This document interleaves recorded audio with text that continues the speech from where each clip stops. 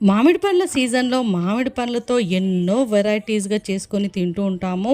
మామిడి పండ్లు అంటే చాలండి అసలు అన్నాలు కూడా మానేసి మామిడి పండ్లు తినేసి అలా బ్రతికేస్తూ ఉంటాము ఈ ఎండాకాలంలో. మరి ఎండాకాలం అయితే వెళ్ళిపోతుంది. వర్షాకాలం అయితే మొదలయ్యింది. ఇంకా మామిడి పండ్లు అయిపోయే ముందు ఈ ట్రెడిషనల్ ఎప్పటినుంచో వస్తున్న ట్రెడిషనల్ రెసిపీ చేయకపోతే ఎలా?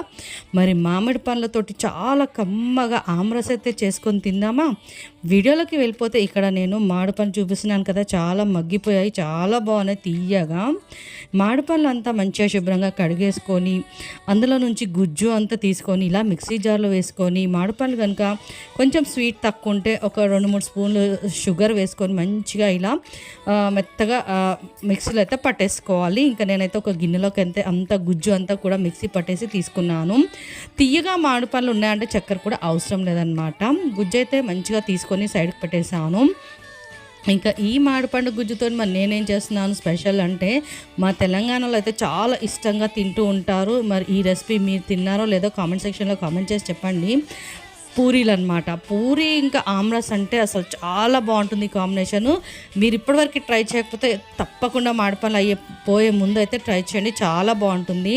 ఇంకా పూరి పిండి అయితే మేమైతే గోధుమ పిండితోటే పూరీలు చేస్తూ ఉంటాము. గోధుమ పిండి మంచిగా కాస్త సాల్ట్, కాస్త ఒక టేబుల్ స్పూన్ నూనె వేసేసి మంచిగా నీళ్ళతోటి ముద్దలా కలిపేసుకొని చిన్నగా బాల్స్ లాగా చేసుకొని పూరీలు అయితే ఇలా ఒత్తేసి మంచిగా డీప్ ఫ్రై అయితే చేసేసాను. చూసారా ఎంత బాగా పొంగుతూ వచ్చాయో. అన్ని పూరీస్ కూడా మంచిగా డీప్ ఫ్రై అయితే చేసేసుకొని రెడీగా అందరికీ ఆల్రెడీ అందరు తినేసారు. ఒక సైడ్ చేస్తూ ఉంటే ఇంకో సైడ్ తినేసారు కూడా. చివరిగా నా టైం అనమాట. సో అందుకే ఇంత చివరిగా వచ్చేసాయి పూరీలు కూడా, అన్నీ అయిపోయినాయి కూడా. ఇంకా నేనైతే తిని మీకు టేస్ట్ చేసి చెప్తున్నాను అనమాట.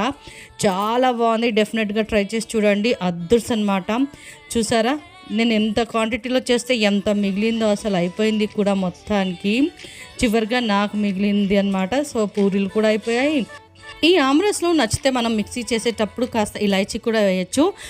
కానీ అప్పటి కాలంలో చేత్తోటే గుజ్జంతా స్క్వీజ్ చేసేసి మంచిగా ఇలా సర్వ్ చేసుకొని తినేవాళ్ళంట. బట్ ఇప్పుడు మనకు అంత టైం లేదు, అంత ఓపిక లేదు కాబట్టి ఇలా మిక్సీలో అయితే గ్రైండ్ చేసేసాను. నచ్చితే తప్పకుండా లైక్ అండ్ షేర్ చేసి కామెంట్ చేయండి. మళ్ళీ సరికొత్త వీడియోలో కలుద్దాం. అంతవరకు బై ఫ్రెండ్స్.